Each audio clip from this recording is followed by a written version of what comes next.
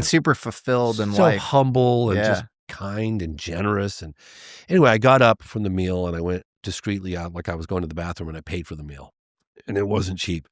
And came back, and he, after like 20 more minutes, he's like, "Hey, can we get the bill here, please?" And the guy goes, "It's been taken care of."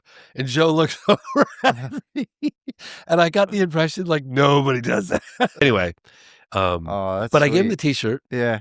and 2 or 3 days later, everyone's blowing me up. Joe Rogan's wearing your T-shirt on his podcast. And there he was, rocking the phenomenon on his podcast. How cool is that? He just did the same with ours merch last week, and it was it's so nice of him. It's so cool.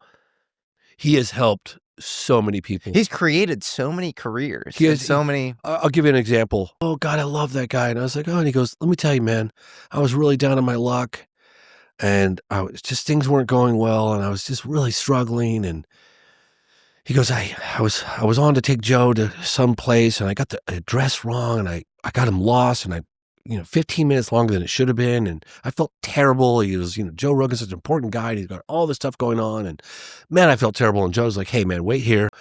And Joe came back, and he tipped him like $2,000. He gave him some huge tip, and he goes, "That saved my life. I was behind on my rent. I was like really struggling financially."